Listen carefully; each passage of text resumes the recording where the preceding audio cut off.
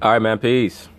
So LeBron James's litany of game-winning shots in these 2018 NBA playoffs have done much to destroy the myth and the narrative that he is not a clutch player.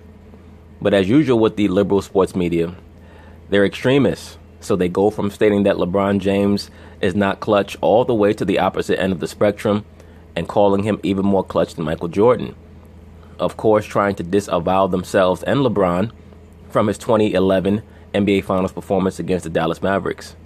Well, as we all know, LeBron James has a number one superfan, and that is Mr. Shannon Sharpe. So he and Skip Bayless are going to talk about it, and I'm going to chime in. Speaking of LeBron now has 5 career playoff buzzer beaters after his heroics on Saturday night. That's 2 more than Michael Jordan had in his career.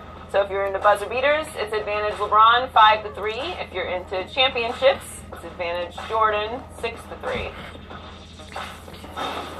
Whatever you're into. Shannon has LeBron narrow the gap. Look at this jackass with a goat mask in front of his face. Gap with Jordan.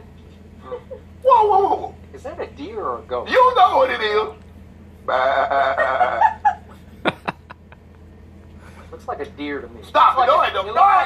No, I don't. Deer in headlights. No, I don't. Yep. Hold on. What you mean? There was a gap?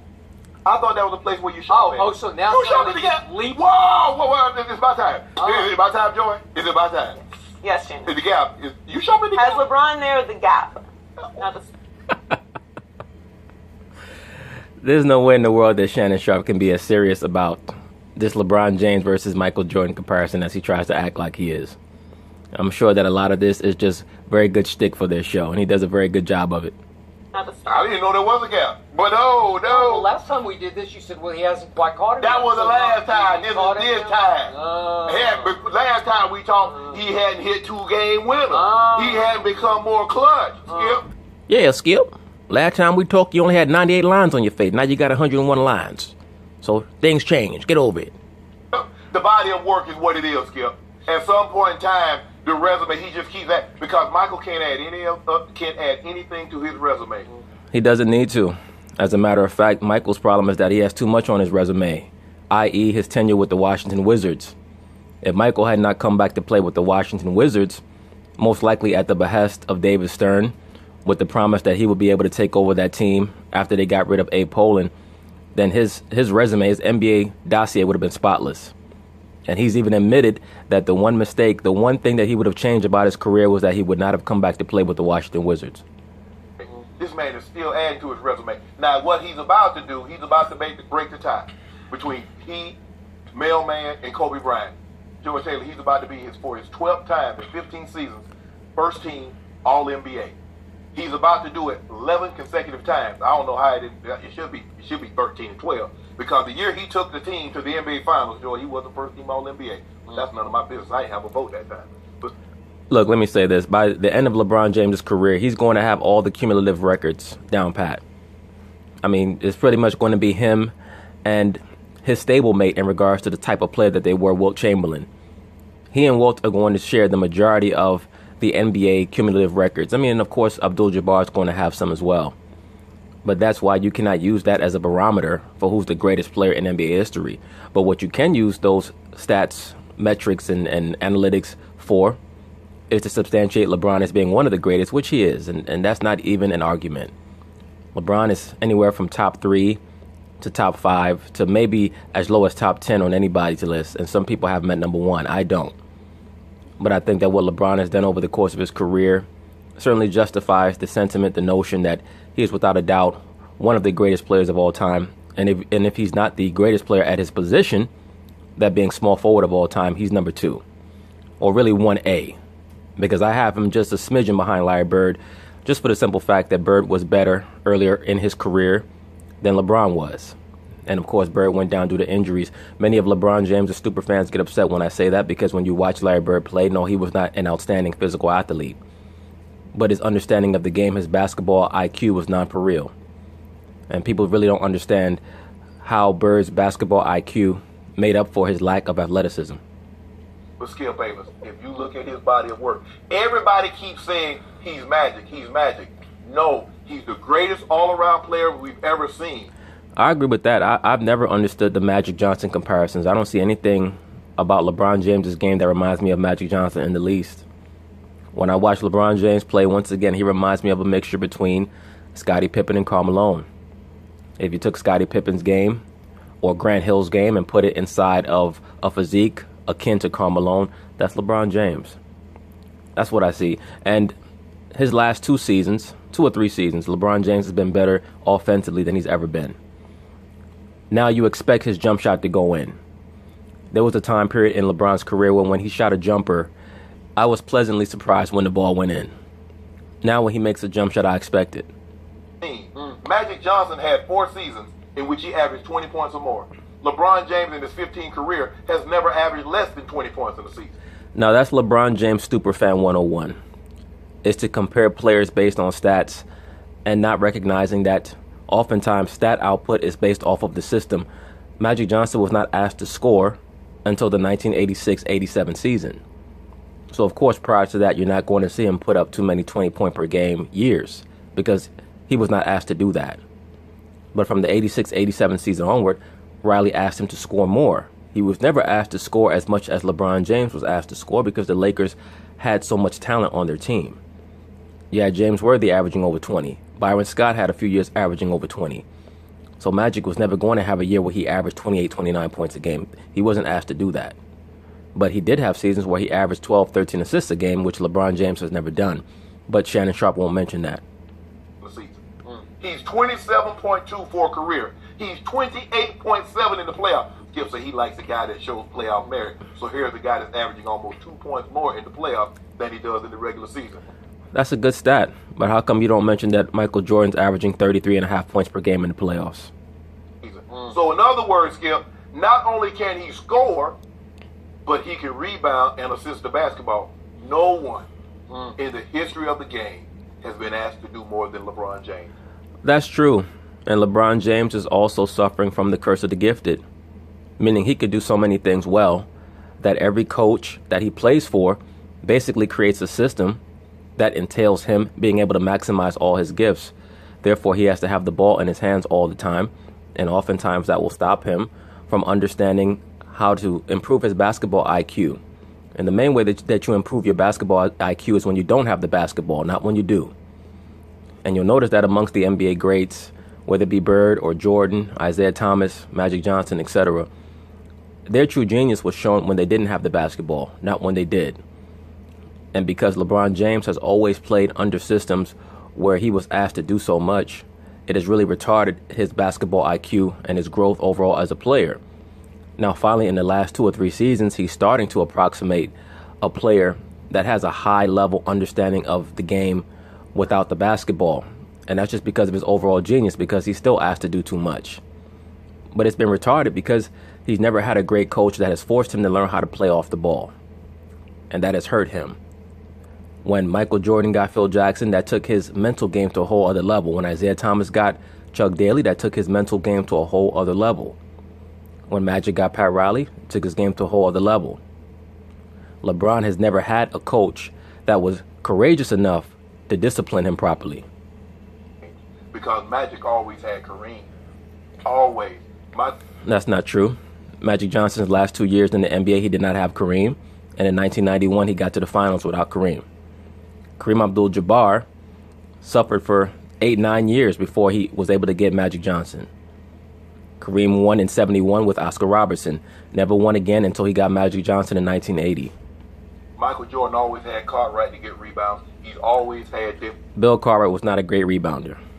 Now, Horace Grant, in concert with Bill Cartwright, the Bulls had a pretty good rebounding front line. Horace Grant would oftentimes lead the NBA in offensive rebounding. He was an excellent offensive rebounder, and he was great in regards to defending his position, especially in the low post. But no, the Bulls did not have great rebounding overall on their front line until Dennis Rodman got there. But Cartwright, in combination with Horace Grant, got the job done in regards to rebounding. What Bill Cartwright was great at was defending the opposing team's center. He was very physical, and he was known for his sharp elbows. Had Dennis Rodman to get rebounds, and a lot of times the offense was initiated by Scottie Pippen. So in other words, you're upset at Michael Jordan because he played in a real system and he knew how to play in a real system, unlike your man, LeBron James. So they're asking asking LeBron James, we need you to score 27 a night. We need you to get us 7, 8, 9 rebounds a night. And we need you to facilitate the offense by giving us 8 assists tonight. Well, that's the narrative that you guys have been promoting all throughout this season into the playoffs. Supposedly, LeBron James had no help until Ty Lue decided that he was going to put his foot down and force LeBron to pass the ball to Kevin Love. And what have we seen in the first 3 games of this series? Kevin Love has shown that he's still an all-star caliber player. He just needs to be utilized. When LeBron James played with Chris Bosh had the worst statistical seasons of his career. So this notion that LeBron James makes players better, that's not true. They have to be plugged into the LeBron James system. It's you guys in the media who've been promoting that false narrative that LeBron James is not a scorer. You guys have been doing that. So who's to blame for that? And LeBron James loves to run along with it because he loves to push this storyline, this myth, that he makes all of his teammates so much better. Now, within the LeBron James system, as long as they can fulfill their role, they're going to help him get to a certain level in the playoffs. For the most part, they're not going to win because the LeBron James system does not work against well-coached teams. But you guys in the liberal sports media are the reason why LeBron James is not viewed as what he is, which is truly a great scorer. That's what he's been his whole career. He's a very good passer, a willing passer when he needs to be, especially when he knows that he's near a triple-double, and he can rebound when he needs to. But LeBron James' best gift is his scoring, always has been. Which is more more points in the per game in the playoffs than one Kevin Durant, while giving you more rebounds and assists. No man in the history of the game has been able to do what my guy's been able to do on a... Well, why would you bring up Kevin Durant's rebounding and assist numbers when we all know that he's played with Russell Westbrook? How is he going to average anywhere near the amount of assists and rebounds as LeBron James playing with Russell Westbrook and now playing in a relatively equal opportunity offense in Golden State? Come on, man. This is what I talk about. This is why I have no respect for the LeBron James superfans, because they try to utilize numbers to create a false narrative or bolster false narratives that already exist. And this is why a lot of times people end up trying to detract from LeBron's greatness because they're annoyed by his idiotic fans. On a nightly basis. Really? Therefore, he's the greatest player ever. From this day on, when I speak of LeBron James, I will always... Stop it, Skip, baby! I'm telling you, being disrespectful to this man. He deserves some respect this Monday morning. Skip Bayless, shut your damn mouth. Always complaining. I mean, goddamn. I bet you when you was a baby sucking on your mama titty, you complained that the milk was too salty. Goddamn. How can I respect that? Hey, Skip, you know what here? I thought that's a sheep. No. What does that mean? He was hungry. Oh, he was hungry. Hungry. Did you Eating? Oh, he was foraging. Yeah. Toronto, the more baby dinosaurs. Vegetarian. Yeah, baby dinosaur. He eat baby dinosaur flesh the last 2 nights. No, he's not carnivorous. He just eats. No. Right? But Skip, did you see that toolbox he was in on Thursday night? But that wasn't enough. He said, you know what, Skip don't believe it. Skip don't believe what he just saw. So what I'm gonna do on Saturday night is I'm gonna hit a game winner walk off. And so all this whole narrative about Michael Jordan being more clutch than me. Yeah. Joy, one more thing, Skip, before I turn over. Now, this is why in the original video that I did on this subject about who's the most clutch, I gave my definition for what clutchness is. Clutchness is not just how many shots you hit with 5 seconds left. Clutchness is your ability to close out teams with 8 minutes left in the game so that the game is not even close. That's the reason why Michael Jordan is 6-0 in the finals and LeBron is 3-6. Yes, LeBron James has greatly improved in his clutch factor in the last few years because a lot of the anxiety that he carried with him to the Miami Heat when he left the Cleveland Cavaliers was alleviated when he won those 2 championships with the Miami Heat. So he came back to Cleveland with a very clear conscience and a much better understanding on how to execute in the closing moments of games. But beyond that, his lack of clutchness was always overrated anyway. That was basically a media narrative that was pushed by Skip Bayless. After a while, that media narrative started to permeate into LeBron's subconscious, and it hurt him in the closing moments of many games. But his lack of clutchness has always been overrated. LeBron has always been much more clutch than he's been given credit for. And now he's really at the peak of his career offensively, and it's showing. I turn it over to you.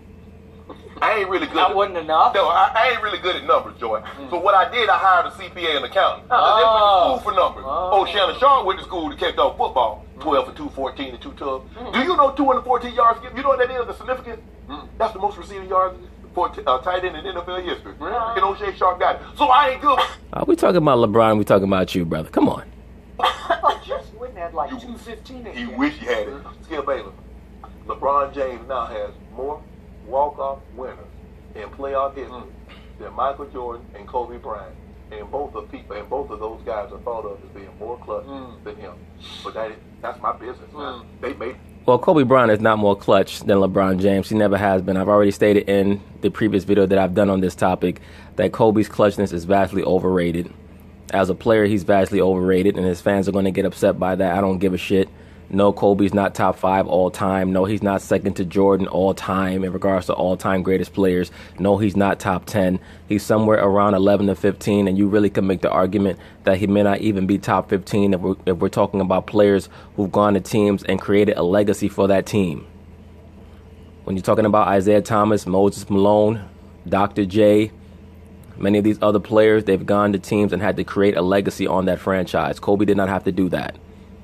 He went to the Lakers, and they had a legacy already there for him to pick up on, and he did a very, very good job of it. But there's no way that he's a top 10 all-time player. And it's debatable as to whether or not he could crack the top 15. I have him in my top 15. But if someone were to say that they would take Jerry West and Oscar Robertson and Elgin Baylor over him, John Havlicek and many of these other players, I mean, they would certainly be able to provide enough empirical data to substantiate that argument. Me personally, I would have Kobe in my top 15. He's right in there with Isaiah Thomas, Moses Malone, Dr. J, etc. He made it my business, so I got to tell it. Tell me when it's my turn. It's your turn. Thank you. So, bottom line to this discussion is, I'm offended we're even having it. You're not offended. I'm offended. It's sacrilegious. No, it's not. No damn sacrilegious, Skip Bayless. I'm offended you don't have any lips, but I get over it. No, it's not. We're all going to get struck by lightning because we keep doing this over and over. That's not in Bron's keep plan. Daring that man upstairs enough, he's just going to have a lightning bolt come right down through all these lights and just hit this table and just cut it in half. That's not in Bron's plan.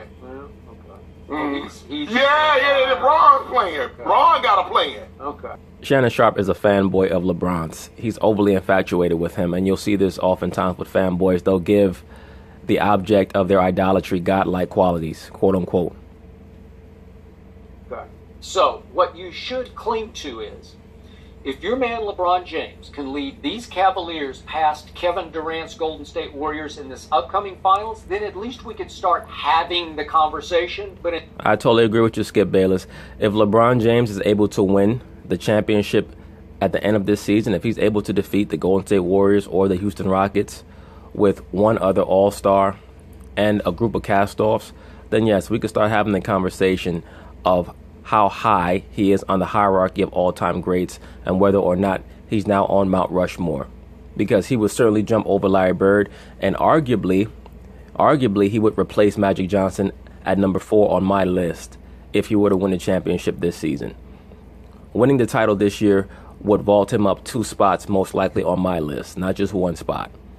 But he has to do it. But until that happens, we have no conversation, because now LeBron has hit 4 buzzer-beating jump shots. But jump shots, I'm not going to count that little. Oh yeah, it's a game winner. It's a layup. It's a layup. You know what, Skip Bayless? I really hate you with a passion. My man has hit 6 game winners. You telling me that you're not going to count layups? You know, I wish your ass was laid up in the hospital. Layup. Patrick, nobody guarded him, and he laid it off the glass. Patrick, you and how hard layups are. He didn't even dunk it. That's a low blow, Shannon. And for those of you who don't know, Shannon's referring to that finger roll that Patrick Ewing missed in Game 7 of the 1995, I believe it was the Eastern Conference semifinals between the New York Knicks and the Indiana Pacers.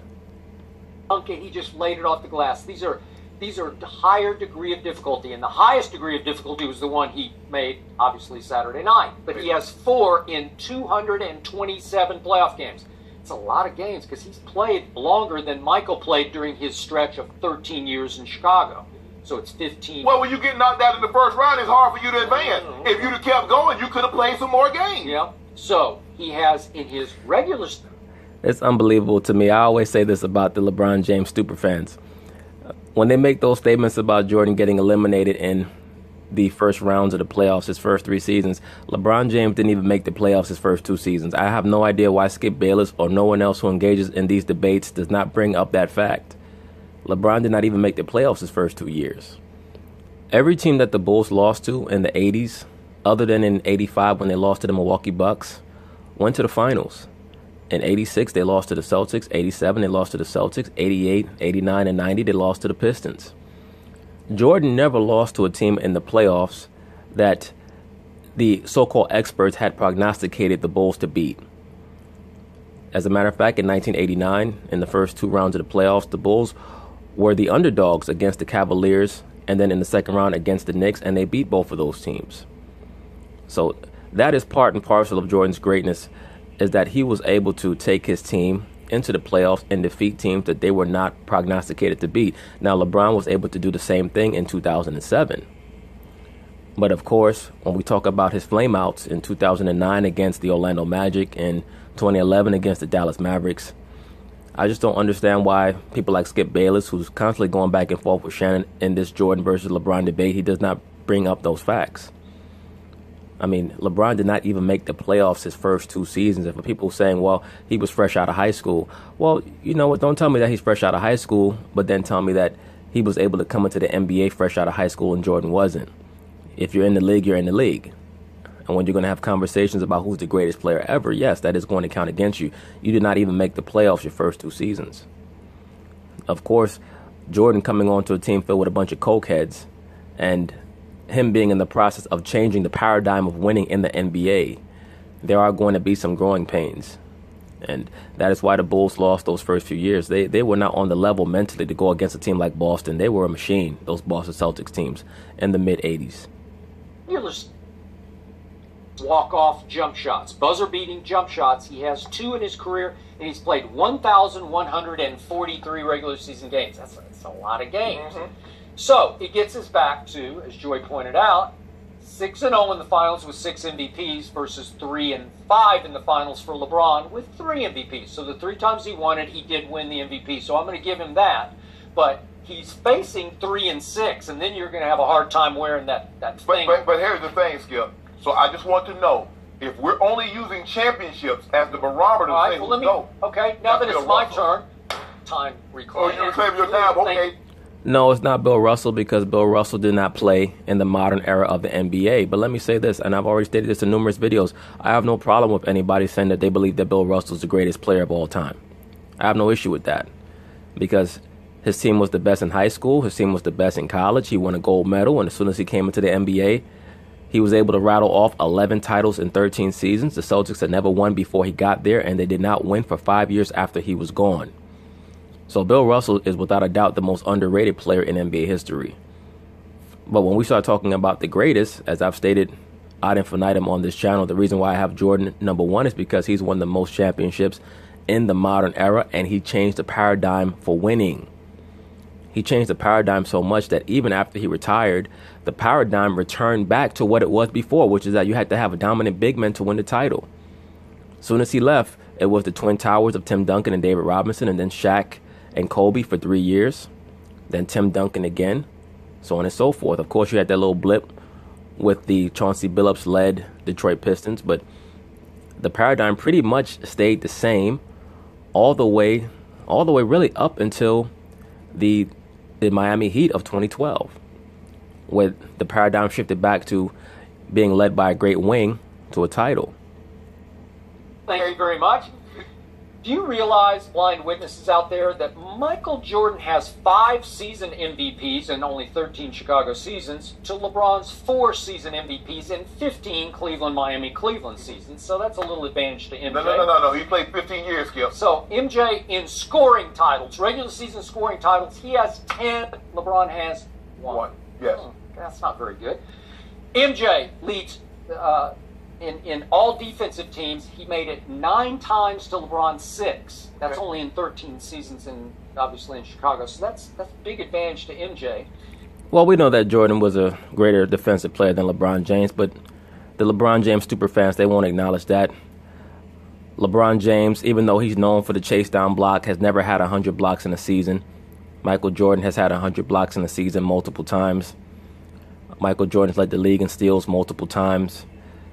He was the first player in NBA history to have over 200 steals and 100 blocks. He did it multiple times. He was the NBA scoring leader, the MVP, and the Defensive Player of the Year in the same season. The only time in NBA history that a guard has ever done that. So, I mean, it is what it is, man. MJ led the NBA in steals 3 times, and LeBron's never led the NBA in steals. And MJ has played all 82 games 9 times in his career to LeBron's 1 in his 15th season this year. So that's a big advantage to MJ. And then here's a good one for you. Try this one.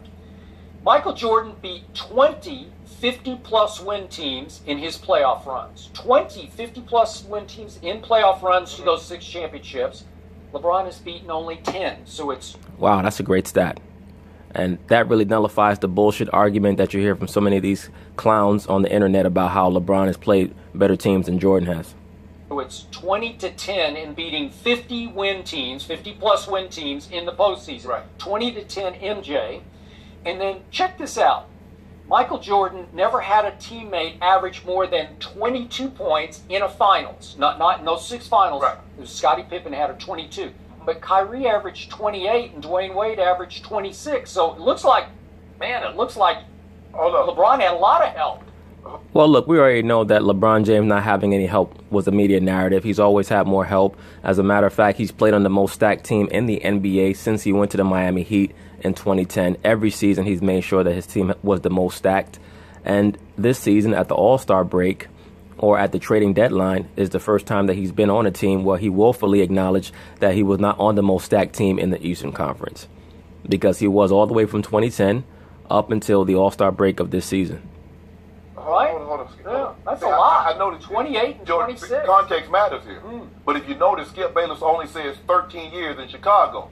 So I guess those 2 years that he played in Washington does not matter. It doesn't matter, but you can add them in if you want to. That still does not go and detract from the fact that he's greater than your boy LeBron James. Took 2 years off that were for he was just forced out the back door in Chicago. What I try to do is I try not to bring up things that has no bearing. He wasn't playing, so they didn't even count. Even though he wasn't playing, Scottie Pippen led that team to 50-plus wins. But who is that?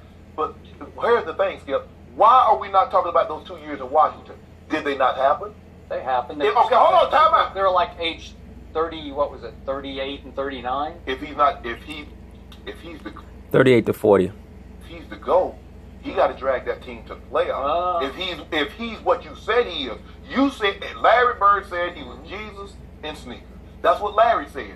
You said he's the GOAT. I'm trying to figure out why can't he lead that team to the playoff if he's every bit what you said he is. Tell me, and one more thing before I go. I want you to tell me the times that LeBron beat a team in the NBA Finals that had 3, 4 Hall of Famers on his roster. Just let me know what good you're ones. But No. the tough ones came in the East. I've shown you that before. Do we need to start going through the roadblocks he had to get through in the East? You know what, Skip? Remember, that was back in the days. The East was not the least, right? You know what? Had he gone to the NBA Finals in the 80s, Joy, I'd say, LeBron, there's nothing you can do. You would have to win 5 straight NBA titles. You'd have to win 3 MVPs. So you'd have to be 7 and 8 to pass Michael Jordan. But Michael Jordan didn't sniff the finals. He didn't.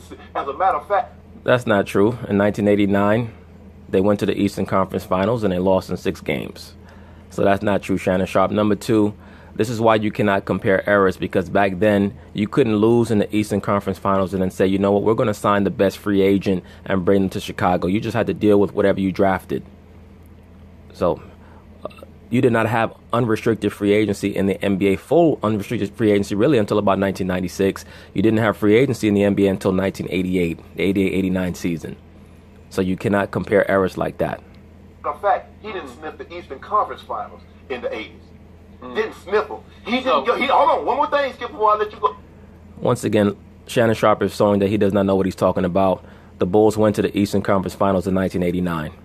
let you go. I'm gonna turn it over to you. I'm gonna let you have your time. I think I just got disrupted. No. I think it just got stolen. In the 80s, when the Celtics were in their apex, when their prime, when the bad boy Pistons were in their prime, Michael Jordan couldn't see them. And you remember in 1990 when they lost to Scott, was it 89 or 90? I think Scottie Pippen had that migraine. He couldn't play, and Michael had to go it alone. Can you tell the people at home that didn't watch that game how it ended? That's way before my time. All right, but don't do that, Skip. Skip, baby, why you keep talking about this before your time, and you preface everything by you been covering sports for 44 years? Yeah. So my final stat is, my favorite stat is PER, player efficiency rating. Yes. Through all their playoff games, Michael Jordan is a 29, which is extraordinarily high in PER. Yes. And LeBron, is all around great as he is, and he is all around great. Once again, it really amazes me that these people, they debate about this Jordan versus LeBron issue. And they constantly allow the LeBron James superfans to use these silly arguments about how Jordan could not beat the Celtics and the Pistons when they were in their prime, and how the Bulls were not successful until they got old. Well, LeBron could not beat the Pistons or the Celtics until they got old. And as a matter of fact, one of you brothers could look this up. One of you LeBron James superfans could look this up, and you could tell me which teams had the higher average age when their respective great players finally defeated them.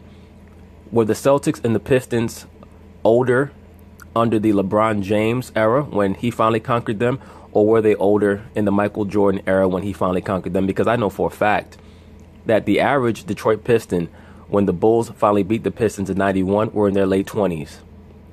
The vets were Isaiah Thomas, Bill Laimbeer, and Mark Aguirre. And those guys were anywhere from 30 to 32 years old. Dennis Rodman was about 28 years old. Joe Dumars was about 28 years old when the Bulls beat them in 91. Even the Bird Celtics, by 91, I believe Bird was about 35 years old, 34 years old. But the Bulls never played them in the playoffs. Now, when LeBron James finally beat the Detroit Pistons in 07, how old was Chauncey Billups? Because Chauncey Billups came into the NBA in 1996. He floated around the league for a while. He finally found a home with the Detroit Pistons, I believe, in 2000 or 2001. And he was one of the best point guards of the 2000s, quiet as kept. But the LeBron James Cleveland Cavaliers did not beat them until 07. And I know for a fact that Chauncey could not have been any younger than 33 years old because he came into the league in 96, and I believe that he spent 4 years in college. Rip Hamilton came into the NBA, I believe, in 2000, 99 or 2000. So he was most likely around 29 years old. Ben Wallace came into the league in the late 90s, so he was most likely late 20s, maybe 30 years old. And now when LeBron finally beat the Celtics in 2011, Kevin Garnett had been in the league since 95. So by 2011, you're talking about his 16th season. Paul Pierce had been in the league since 98. So you're talking about what? His 13th season. Ray Allen had been in the league since 96. So you're talking about his 15th season. So all those guys were in their mid to late 30s when LeBron finally beat them. But nobody brings that up to counter the BS argument that Jordan was unable to defeat the Pistons or the Celtics until they got old.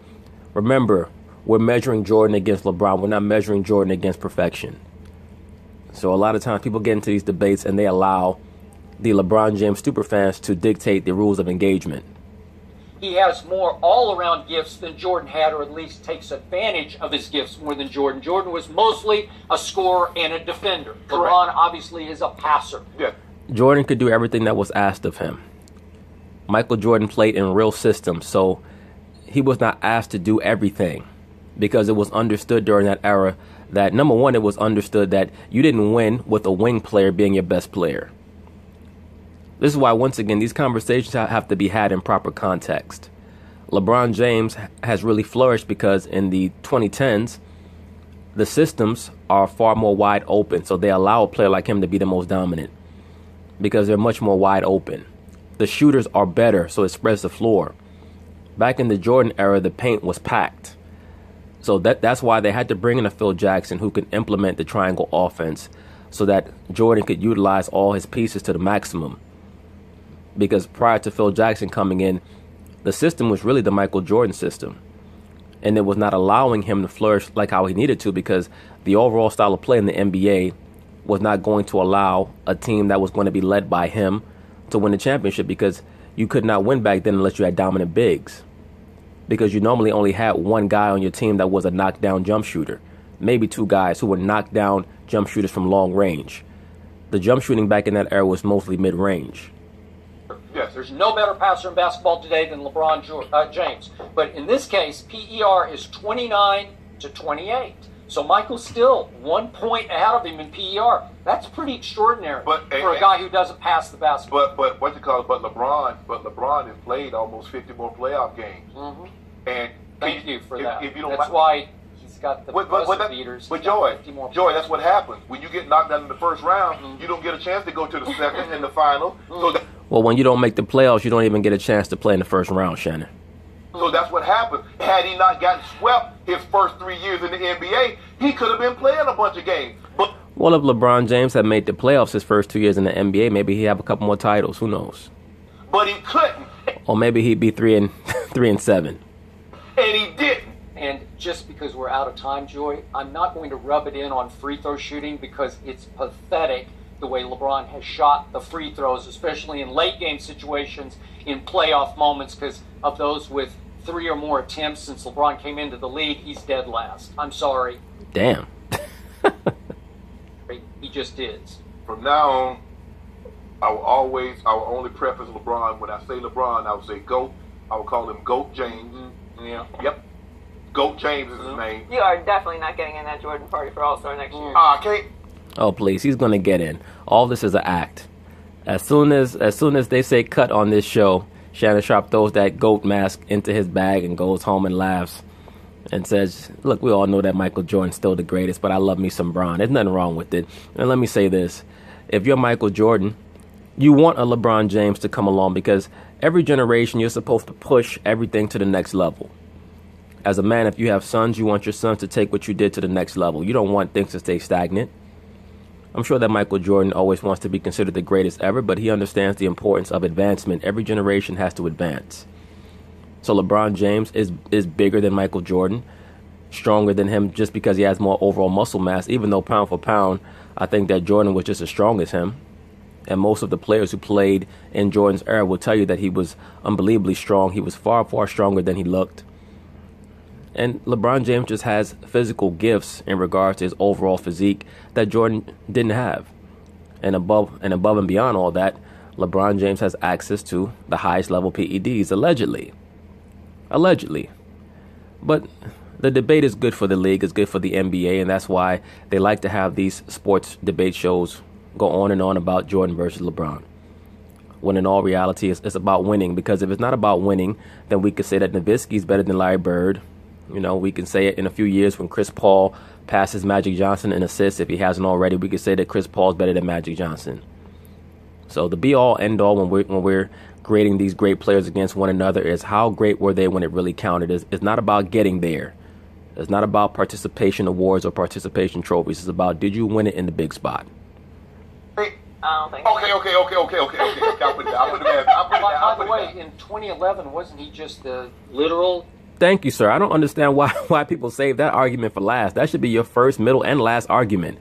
Like 2011, the guy had the biggest flame out in superstar history.